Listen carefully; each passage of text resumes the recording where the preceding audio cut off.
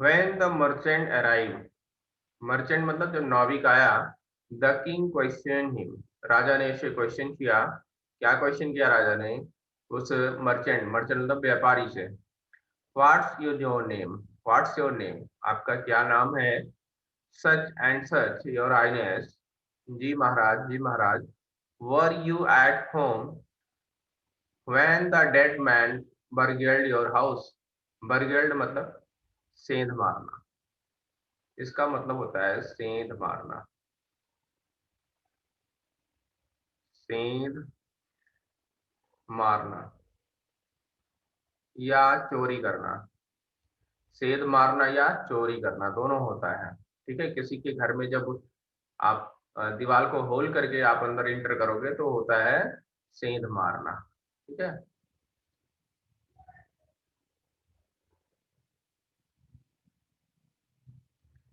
Next आगे देखिए बेटा। फिर करें यस माय लॉर्ड, हाँ मैं घर पे ही था, करे मैं घर पे ही था, जब चोर घुसा तो मैं घर पे ही था, ऐसा वो मर्चेंट कहता है। He broke in the wall was weak, ठीक है, जब वो दीवार तोड़ा तो क्या हुआ, वॉल वॉज वीक, दीवार कमजोर थी। इट फॉल ऑन हिम, वो उसके ऊपर गिर पड़ी। The accuse please guilty, accuse यानी कि जो अपराधी है वो आपको दोषी ठहरा रहा है। एक्यूज मतलब होता है अपराधी, एक्यूज का मतलब होता है अपराधी।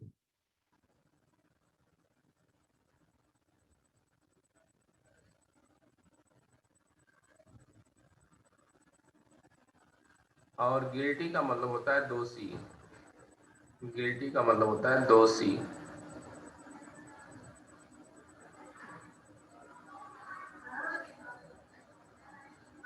ठीक है, करें अपराधी आपको दोषी ठहरा रहा है, अपराधी इन द सेंस जो चोर का भाई था राजा के पास वही गया था ना, तो वो सीधा कहता है कि जो मर्चेंट है, जो व्यापारी है जिसका घर है, वही अपराधी है, क्योंकि उसने कमजोर दीवार बनाई, इससे कारण मेरा भाई गिर के मरा,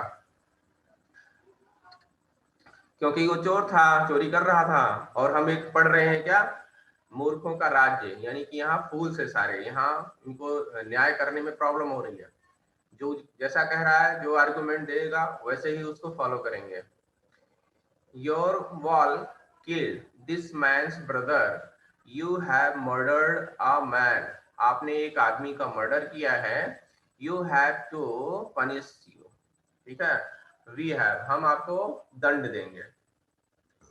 फिर कहें lord shed the helpless merchant, अब यहाँ मर्चेंट जो था, व्यापारी जो था, वो हेल्पलेस हो गया। हेल्पलेस का मतलब असहाय, यानी कि उस ना मर्चेंट का कोई सहायता करने वाला तो था नहीं।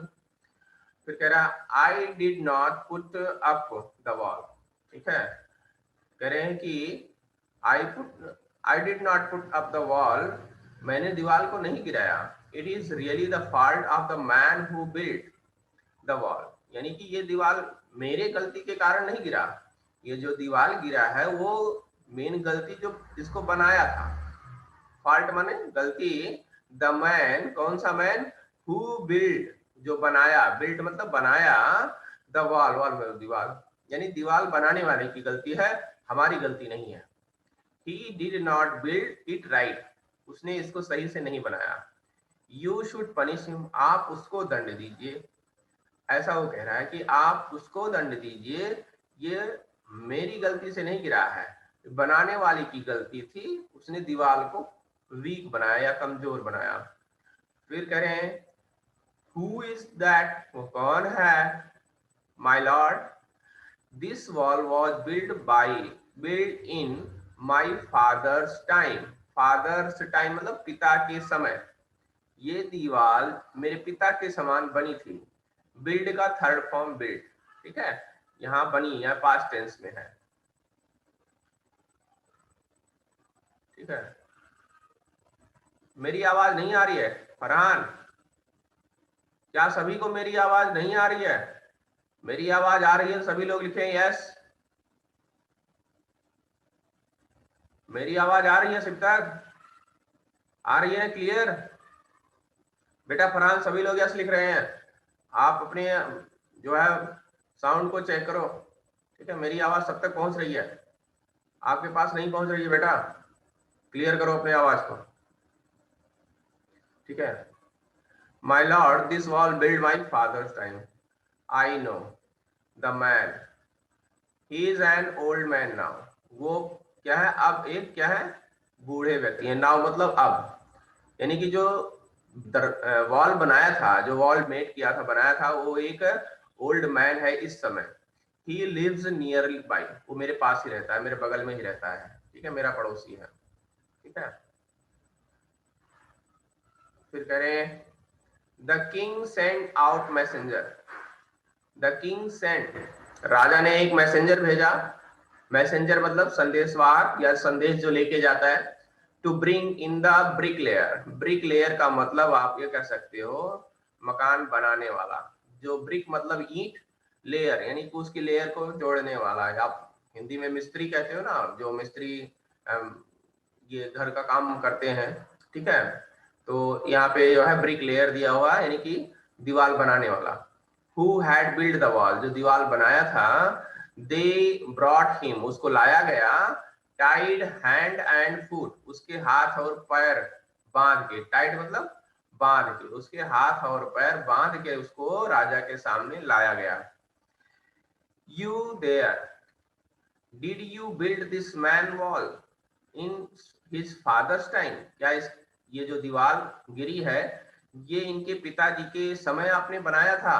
यस माय लॉर्ड, हाँ महाराज जी, मैंने ही बनाया था, ठीक है। What kind of wall is this, किस तरह से बनाया इसको, that you build, he it has fallen on a poor man, ये एक गरीब आदमी के ऊपर गिर पड़ा, एंड किल्ड हिम, और वो मर गया। यू हैव मर्डर्ड हिम, आपने उसकी हत्या की है, आपने उसका मर्डर किया है।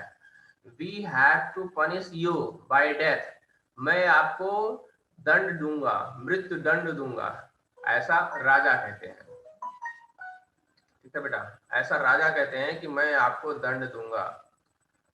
फिर है before the king could ordered, before the king could ordered the execution, execution का मतलब होता है फांसी, फांसी बेटा, किसी को फांसी देना एक्सक्यूजन कहलाता है, फांसी,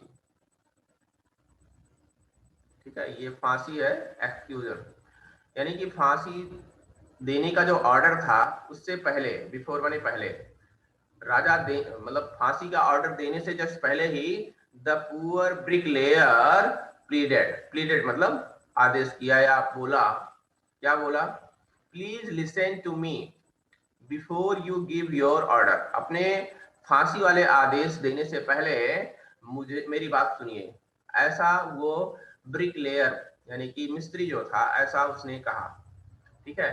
it is true I build this wall, ये सही है कि ये दीवार मैंने बनाया, and it was no good, हाँ ये भी सही है कि ये दीवार अच्छी नहीं बनी थी, बट लेकिन दैट वॉज बिकॉज, इसका कारण क्या है, क्योंकि my mind was not on it, दीवार बनाते वक्त मेरा दिमाग जो है दीवार के ऊपर नहीं था, माई माइंड, यहाँ सीधा सीधा लिखा हुआ है, my mind was not on it, या इट मतलब दीवार, मेरा माइंड दीवार के ऊपर नहीं था, फिर कहाँ था उसका दीवार, I remember very well a dancing girl who was going up and down that street all day with her ankle jangling, ankle यानी कि जो पैर होता है, पैर बेटा, पैर, पैर में जो यहाँ पायल पहनते हैं ना, वो यहाँ एंकलिंग कहते हैं,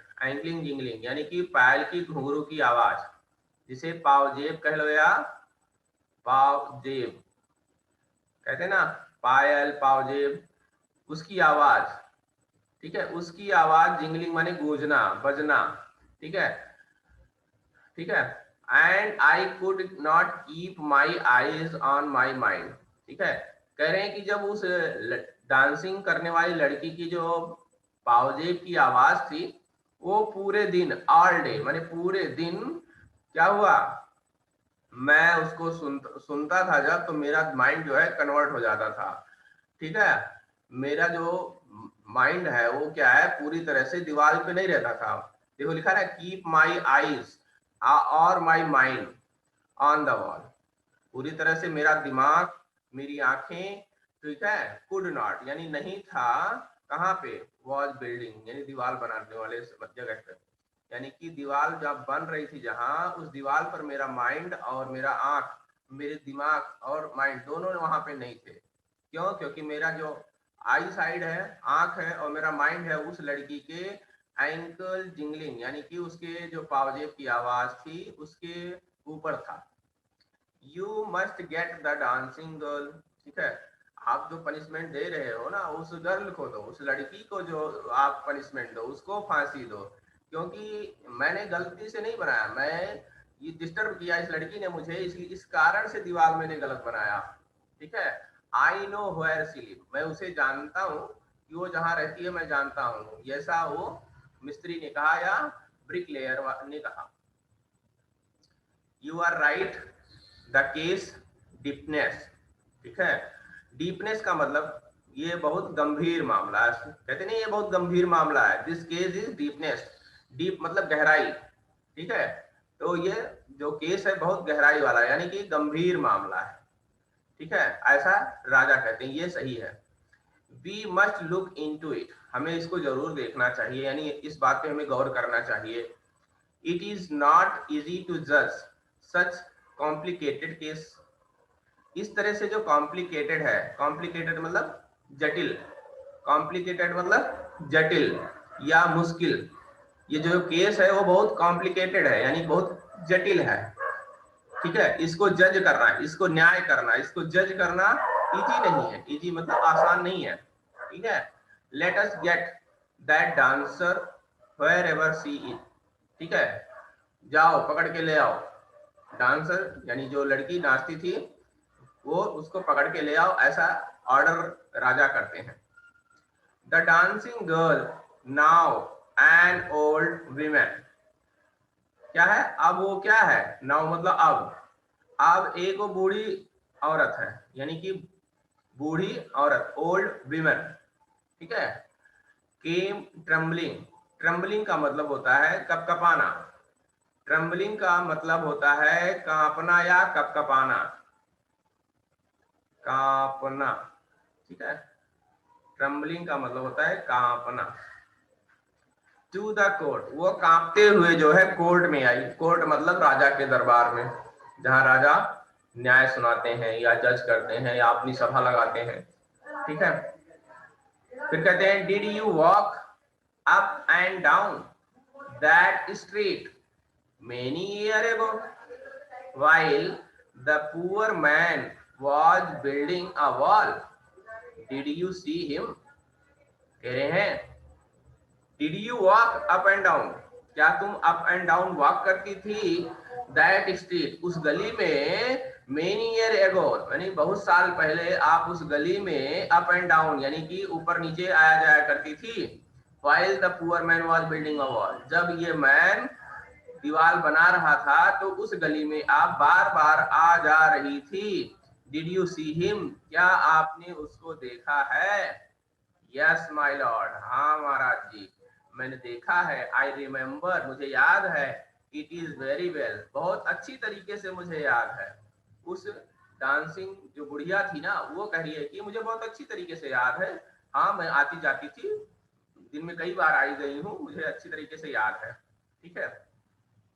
फिर करें so you did walk up and down with your ankle jingling, ठीक है, तो सो मतलब कारण, इस कारण से आपके अप एंड डाउन होने के कारण, विद योर एंकल जिंगलिंग आपके पैरों के घुंघरू के जो आवाज थे, यू वर यंग आप यंग थी, जवान थी, एंड यू डिस्ट्रैक्ट हिम आपने इसको डिस्ट्रैक्ट किया यानी कि डिस्टर्ब किया यानी कि इसको आपने अपनी तरफ आकर्षित किया।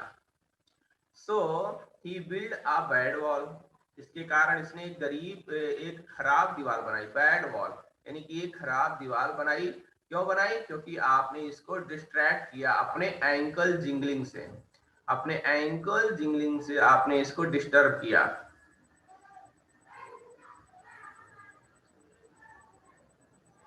Next page.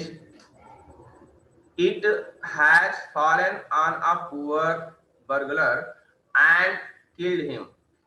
ये जो है एक गरीब जो है चोर करने वाले, सेध मारने वाले, बर्गलर मतलब मैंने पहले बताया सेध मारने वाला। ये जो दीवार है इसके कारण खराब बना, क्यों? क्योंकि आप अप डाउन कर रही थी, गुरु के कारण जो मिस्त्री था वो अच्छे से दीवार नहीं बनाया और दीवार जो है गिर गई, वो मर गया। So you have killed an innocent man. आपने एक निर्दोष व्यक्ति को मारा, यानी कि जो निर्दोष व्यक्ति मरा उसका कारण आपको, you will have to be punished. आपको दंड दूंगा मैं, यानी आप बिल्कुल दंड के पात्र हो, आपको दंड दिया जाएगा। ठीक है। She thought for a minute, उसने 1 मिनट तक सोचा, and said, और कहा, my lord, wait मतलब इंतजार करिए थोड़ा, I know why I was walking। वो करिए तुम वेट करो। ठीक है। बर्गलर का मीनिंग होता है बेटा सेंध मारना, चोरी करना या सेंध मारना। I know now why I was walking up and down that street।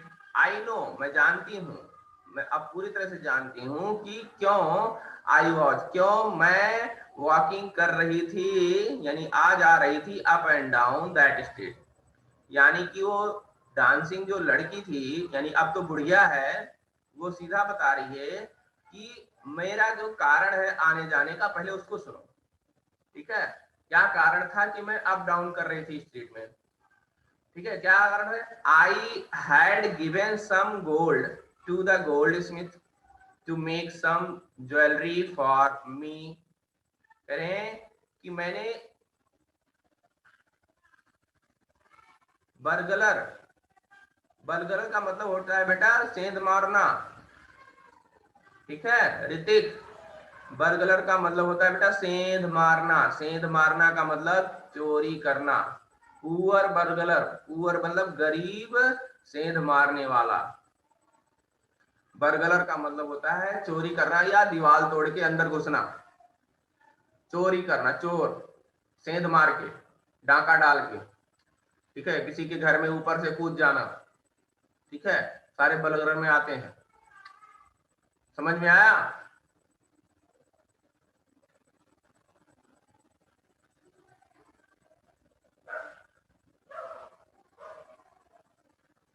ठीक है बेटा, आगे देखिए। फिर कह रहे हैं I have given some gold to the gold smith. उस बुढ़िया ने बताया कि मैंने एक सुनार को सोना दिया था। ठीक है। एक ज्वेलरी बनाने का, ज्वेलरी मतलब आभूषण, ज्वेलरी मीन्स आभूषण या ऑर्नामेंट। ठीक है। सोने के आभूषण बनाने के लिए उसको मैंने सोना दिया था, गोल्ड दिया था। किसको? गोल्ड स्मिथ, यानी कि सोनार को। गोल्ड स्मिथ यानी कि जो सोने का दुकान करता हो या सोने बेचता हो, सोना बनाता हो, गोल्ड स्मिथ दैट इज सोनार। ही वॉज लेडी स्कॉन्ड्रेल, वो आलसी था, और स्कॉन्ड्रेल यानी कि वो किसी बात को टाल मटोल करता था। स्कॉन्ड्रेल मतलब टालम टोल करने वाला, यानी किसी बात को टालता था। ही मेड सो मेनी एक्सक्यूज, वो बहुत सारे बहाने बनाता था। एक्सक्यूज।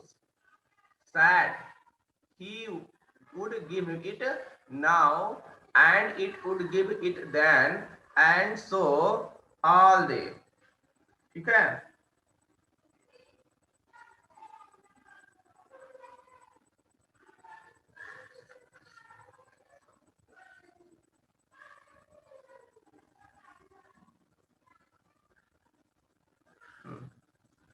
हाँ बेटा, क्या कह रहे हो?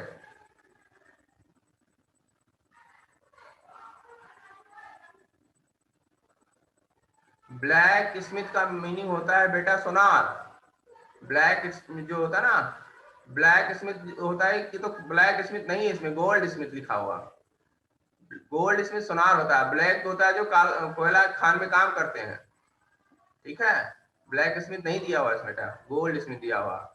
और स्कॉन्ड्रेल का मतलब होता है एक आलसी या कार्य में ढीला होना। स्कॉल्डेड मतलब होता है लेजी स्कॉल्डेड, यानी कि एक दुष्ट प्रवृत्ति का आदमी जो हमेशा कार्य में ढीला हो। स्कॉल्डेड का मतलब होता है एक दुष्ट प्रकृति का आदमी जो काम को ढीलेपन से करता हो, आलस के साथ करता हो। ठीक है, वो जैसे दुकानदार होते नहीं, आप दुकान पे जाओ कहते भाई ये काम मुझे करना है, कहेगा कल आ जाना, परसों आ जाना, फिर परसों जाओगे फिर कहेगा एक दो दिन बाद आना। तो उसकी ऐसी प्रवृत्ति होती है, ऐसा उसका नेचर होता है, तो उसको स्कॉल्ड्रल कहा गया है। ठीक है, स्कॉल्ड्रल यानी कि दुष्ट आदमी जो आलसीपन हो रखता हो अपने अंदर। आगे देखिए, he made so many excuse, ने बहुत सारे बहाने बनाए, and said he would give it. ठीक है, और उसने क्या किया कि now and he would give it then and so on all day. ठीक है, उसने मुझे पूरे दिन बुलाया, कई बार, उस दिन में पूरे कई बार मुझे बुलाया। She would give it now, उसने मुझे देखने के लिए या समझने के लिए पूरे दिन कई बार बुलाया। ठीक है, he made me walk up and down, यही कारण है कि मैं पूरे दिन जो है आई गई, स्ट्रीट में पूरे दिन जो है आना जाना, यही कारण है। To his house dozen time. ठीक है, डजन टाइम मतलब दर्जन कह सकते हो आप, यानी कि दिन में एक दर्जन बार, मैंने 12 बार, डजन टाइम यानी 12 बार मैं उस आना जाना मेरा गोल्ड स्मिथ के यहाँ लगा रहा। ठीक है, डिमांड, डिमांड मतलब होता है मांग बेटा, डिमांड मीन्स मांग। ठीक है, आगे देखिए बेटा,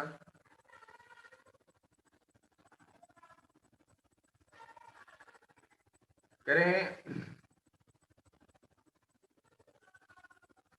that was when the bricklayer saw me, तभी जो है ब्रिकलेयर ने मुझे देखा था जब मैं आ जा रही थी। और क्यों आ जा रही थी, क्योंकि जो सोनार था मैंने उसके यहाँ सोना दिया था बनाने के लिए, वो बहुत आलसी था। बट एक दिन ऐसा था जिसमें मुझे कई बार बुलाया था आने जाने के लिए, देखने के लिए। ठीक है, उसके कारण मैं कई बार आई गई, इसके कारण ब्रिकलेयर जो है सही से दीवार नहीं बना पाया, उसका ध्यान मेरे ऊपर रहा। It is not my fault my lord, it is damned damned goldsmith fault.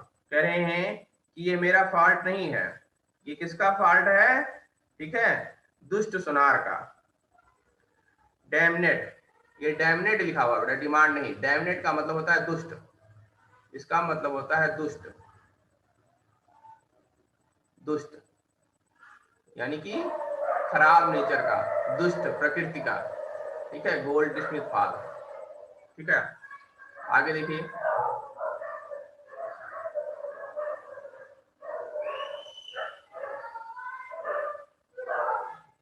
Fault मतलब बेटा गलती, रुपेश मिश्रा, फॉल्ट मतलब गलती होता बेटा। और डजन मतलब रवि कुमार, डजन मतलब होता है दर्जन, जैसे एक दर्जन केला लाते हो ना तो उसको इंग्लिश में 1 डजन कहते हैं, डजन माने दर्जन। और डैमनेट, डैमनेट का मतलब प्रणव शर्मा, डैमनेट का मतलब होता है दुष्ट, दुष्ट।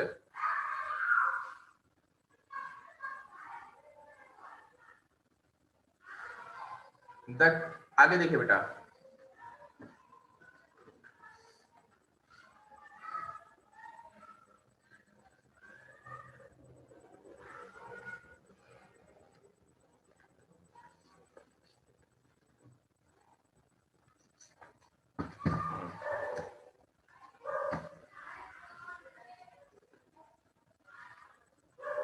बेटा आगे देखिए बेटा, it is not my fault my lord, it is the damned goldsmith, यानी कि ये मेरा फॉल्ट नहीं है, सुनार के फॉल्ट है।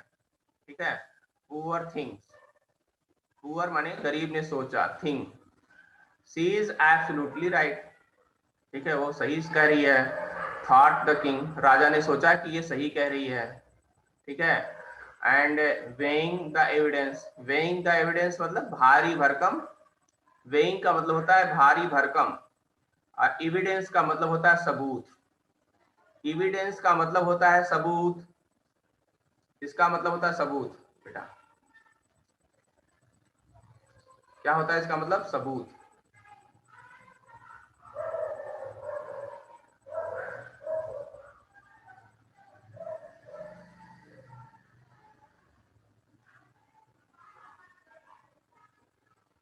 इसका मतलब सबूत होता है। अब वेइंग का मतलब होता है, ठीक है, वेइंग का मतलब होता है भारी भरकम, यानी कि वेट जैसे होता है ना, वेट मतलब भारी, वैसे वेइंग होता है। वेइंग मतलब बहुत मतलब ठोस सबूत, कहने का मतलब ठोस सबूत। इसका मतलब यहाँ पे ठोस होता है। जैसे आपके पास कोई पक्का सबूत हो तो उसे कहते नहीं मेरे पास पक्का सबूत है, तो यही है पक्का सबूत, इंग्लिश में यही कहेंगे वेइंग। यहाँ पे जी साइलेंट होता है, ये जी साइलेंट होता है, weighing evidence. we have got the real क्या लिखा है, culprits at last।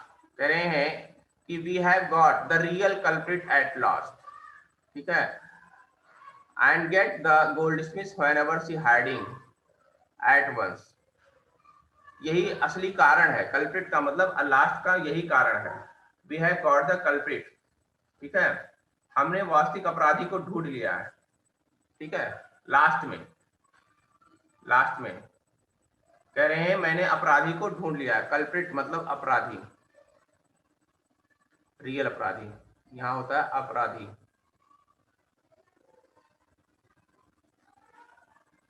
अपराधी रियल माने वास्तविक अपराधी। At last get the goldsmith where ever she hiding, ठीक है, हाइडिंग यानी कि जहां वो रहता था, वो एट वंस उसको हटा दिया गया वहां से, ठीक है, यानी कि सुनार को ले जाओ, जहां कहीं भी छिपा हो जल्दी से सुनार को ले आओ, ठीक है। हाइडिंग एट वंस, हाइडिंग का मतलब होता है छुपा हुआ, यानी सुनार जहां कहीं भी छुपा हो उसको लेके आओ, ऐसा राजा ने कहा।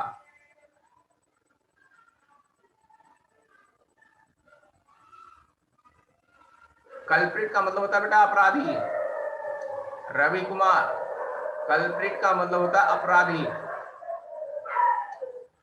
द किंग्स, ठीक है, बेलिफ सर्चेज फॉर द, कह रहे हैं द किंग्स बाइलिफ्स यानी कि राजा की अदालत में, किंग्स बैलिफ्स यानी कि अदालत, इसका मतलब होता है अदालत, इसका मीनिंग लिख लो बेटा, अदालत,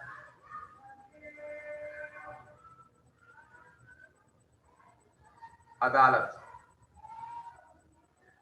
ठीक है। सर्च फॉर द गोल्डस्मिथ, जो राजा के अदालत में कर्मचारी थे, अदालत के कर्मचारी,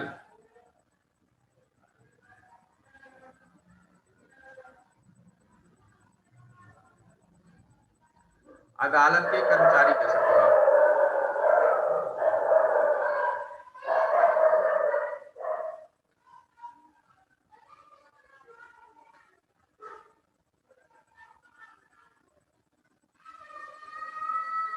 जो अदालत में काम करने वाले लोग होते हैं वो क्या कर रहे हैं, सर्चिंग माने खोज रहे हैं किसको, फॉर द गोल्डस्मिथ यानी कि सुनार को, who was built in his corner of his shop, ठीक है, जो अपने हाइडिंग जो छुपा हुआ था कहाँ, कॉर्नर यानी कि कोने में, हिज शॉप अपनी दुकान में। When he heard the accusations against him, जब उसने इस बात को सुना कि उसको बुलाया जा रहा है, ठीक है, तो वो छुप गया था, ठीक है, he could not he accused because,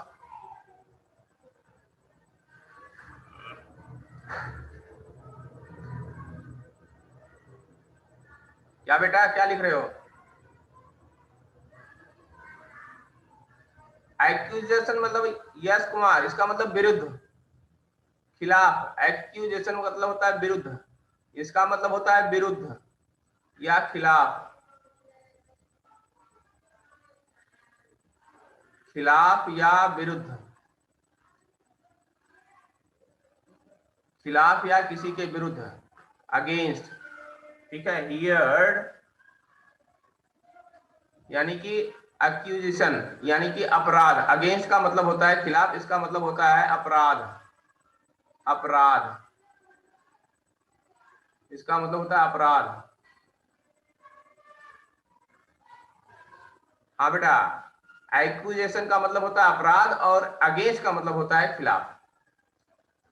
He had his own story to tell, ठीक है, उसने अपनी स्टोरी जो बताया कि अपनी कहानी सुनाई, उसे अपराध को ले जाया गया और उसने अब जो है अपनी कहानी राजा के सामने रखा। कौन रखा? Gold smith. My lord he said, उसने कहा, I am a poor gold smith, मैं एक गरीब गोल्ड स्मिथ हूँ।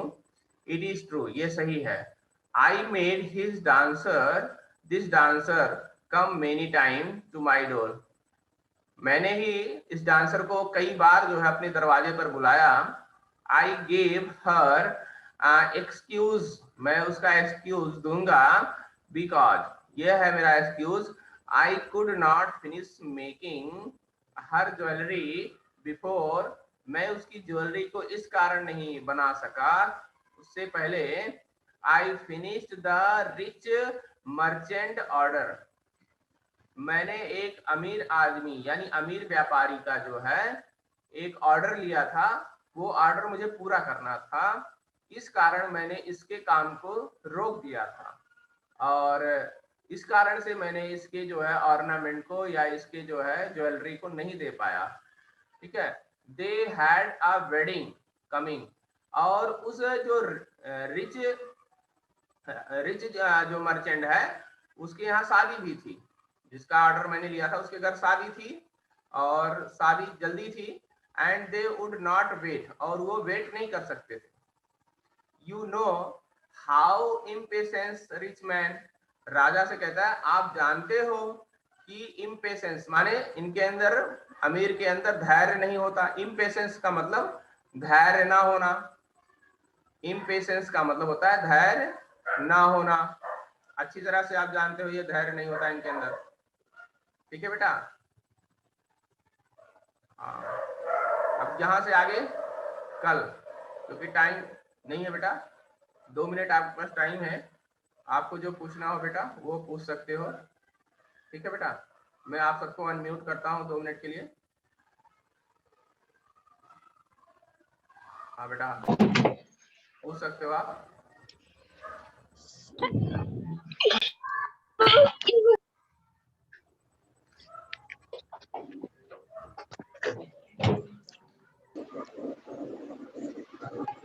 हाँ बेटा जो कुछ पूछना हो पूछ लीजिए, 2 मिनट टाइम है आपके पास, इसके बाद बंद हो जाएगा।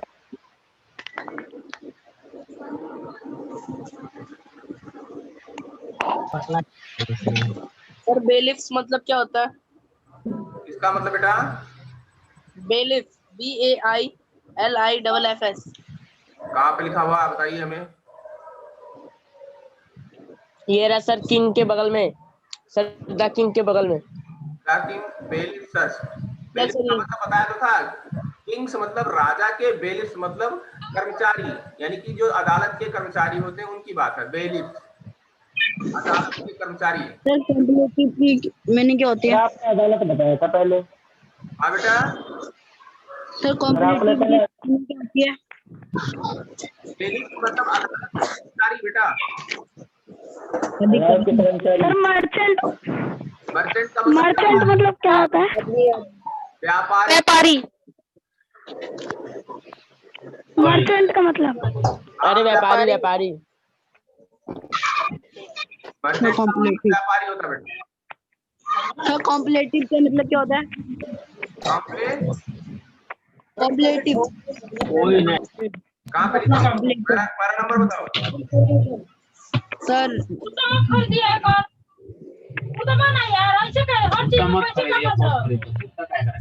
कौन आवाज कर रहा है? नीचे। बेटा आप चैट बॉक्स में लिखो, आवाज बहुत कर रहे हो तुम लोग। जिसको पूछना हो चैट बॉक्स में लिख के पूछे, बाकी सारे डिस्टर्ब होते हैं ना तुम्हारे चैट उससे।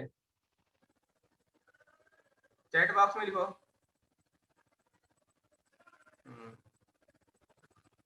डिमनेट, इसका मतलब तो मैंने बताया था। कहाँ पे है ये डिमनेट?